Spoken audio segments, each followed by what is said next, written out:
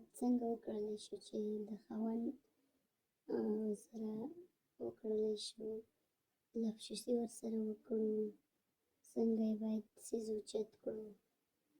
څنګه باید وکړلی شو چې هغه سره مونږ په شوق باندې کوروالی وکړو. مونږ تاسو باید داسې وکړو چې کله هم وغواړو، لیکن کله وغواړو وکړلی شو چې خاوند سره مونږ وغواړو چې ورسره وکړو، څیز یې څنګه وغواړو، لاس کې وهو، څنګه وغواړو خولې کې وهو، باید داسې وکړو چې کله د خاوند څیز راواخلو خپل لاس کې ووهو، لاس کې ووهو ووهو ووهو، هغه نه باید کله هم چې د هغه څیز لاس کې ووهو هغه راجګ شي، هغه بیا راواخلو خپلې خولې کې ووهو، جبه پرې راکاږو، جبه پرې کش راکش کړو یو اړخ ته بل اړخ ته، کله یې د ژبې لاندې کړو، کله یې د ژبې د پاسه کړو، کله یې ستوني ته د هغه څیز کله باید مونږ تاسو خپلو ستوني پورې ورسوو، او کله باید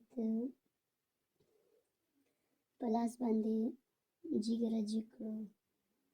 او کله د څیز په سر باندې ژبه ووهو، کله یې د خولې یو اړخ ته یوسو، کله یې د خولې بلې اړخ ته یوسو. نو باید مونږ تاسو داسې وکړو. بیا هغه نه بعد یې خولې کې ووهو ووهو ووهو ووهو، هغه نه بعد یې بیا راواخلو خپل لاس کې ووهو ووهو، هغه نه بعد بیا یې د ژبې په سر باندې د هغه څیز باید د ژبې په سر ووهو، کله یې ژبه په داسې راکاږو، کله وغواړو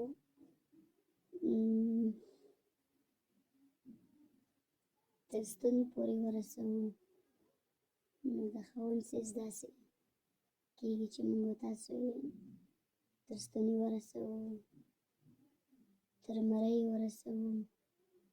یو اړخ ته بل اړخ ته یې بوځو، شونډې یې ووهو، ژبه په راکاږو، باید داسې وکړو. مونږ تاسو د خاوند څیز باید داسې وکړو. نو داسې باور وکړئ بیا ډېره مزه کوي،